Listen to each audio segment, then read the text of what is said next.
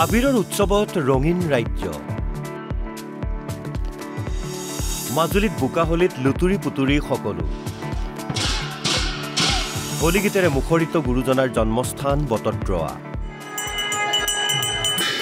হৰিনাম হলিগীতেৰে মুখৰিত বৰপেটাৰ বৰধাম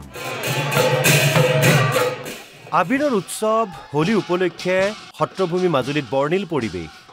এফালে যদি গুখাই ফুৰাইছে আনফালে আকৌ বোকা খেলি আনন্দ লভিছে একাংশই তিনিদিনীয়াকৈ অনুষ্ঠিত বৰ্ণিল ফলগুৎসৱ অনুসৰি আজি দুপৰীয়া মহাপ্ৰভু ফুৰাই গড়মূৰ সত্ৰৰ লগতে গড়মূৰ সৰু সত্ৰই ৰং বিৰঙী ফাকু খেলি হোলী গীত গাই ভকত বৈষ্ণৱসকলে এইদৰে পালন কৰে হোলী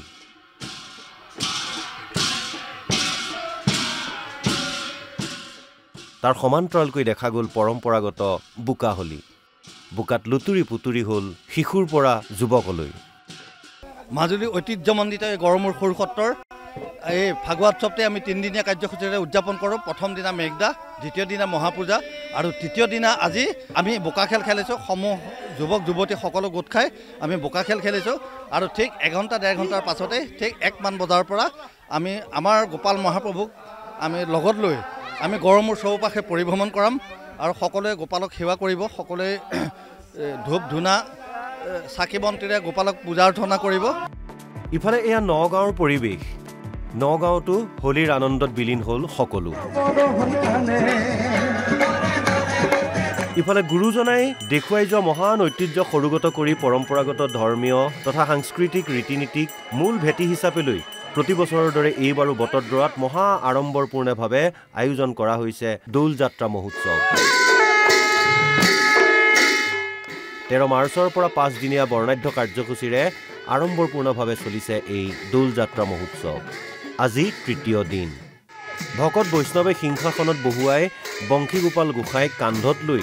ৰভাতলৰ পৰা উলিয়াই আনি 7 পাক প্ৰদক্ষিণ কৰোৱাৰ লগতে বিভিন্ন প্ৰান্তৰ পৰা সমবেত হোৱা শতসহস্ৰ ভকত বৈষ্ণৱে ফাকু খেলি এক অনন্য পৰিৱেশৰ সৃষ্টি কৰে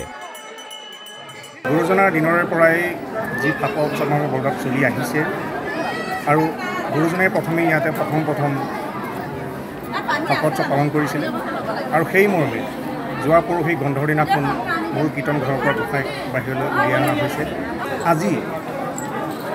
গোসাঁইক দুইখন সত্ৰৰ মাজেৰে দৌল মন্দিৰলৈ লৈ যোৱা হৈছে আৰু তাতে 7 বাৰ তেখেতক প্ৰদক্ষিণ কৰা হ'ব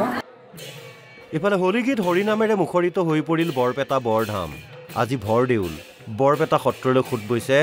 অগণন ৰাইজৰ দীঘলীয়া শাৰী পাতিছে দৌল গৃহত ৰখা গোসাঁইক ফাকু দিবলৈ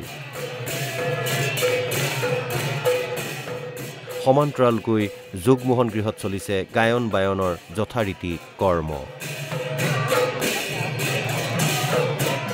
একে দৃশ্য বোকাখাটৰ শ্ৰী শ্ৰী কুৰুৱাবাহী সত্ৰ তিনিদিনীয়া কাৰ্যসূচীৰে আৰম্ভ হোৱা বাৰ্ষিক ফলবোৰ উৎসৱৰ আজি তৃতীয় দিনা মহাপ্ৰভুক গায়ন বায়ন ঢোলে ডগৰে নাম কীৰ্তন কৰি অঞ্চলটোত প্ৰদক্ষিণ কৰোৱা হয় য'ত অংশগ্ৰহণ কৰে সহস্ৰাধিক লোকে ইফালে চতিয়াৰ মাধুৰী আহঁতৰ তলৰ মুকলি বিহু মেলা উদযাপন সমিতিৰ উদ্যোগত দৌল উৎসৱ উপলক্ষে জয়দেউ থানৰ পৰা ঐতিহাসিক মাধুৰী আহঁতৰ তললৈ আবিৰৰ ৰং আৰু হোলী গীত গাই শোভাযাত্ৰা উলিওৱা হয় য'ত অংশগ্ৰহণ কৰে অঞ্চলটোৰ শিশুৰ পৰা বৃদ্ধলৈ সকলোৱে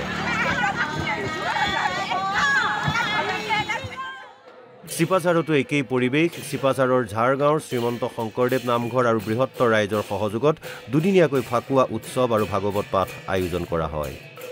ফাকুৱা উৎসৱৰ বৰ্ণাঢ্য শোভাযাত্ৰাই মুখৰিত কৰিলে সমগ্ৰ অঞ্চল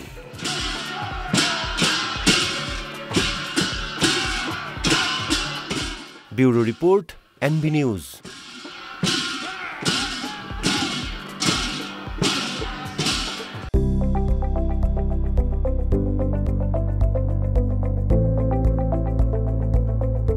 NB নিউজ সহজ সৰল ভাষাত নৱভাৰতৰ কথা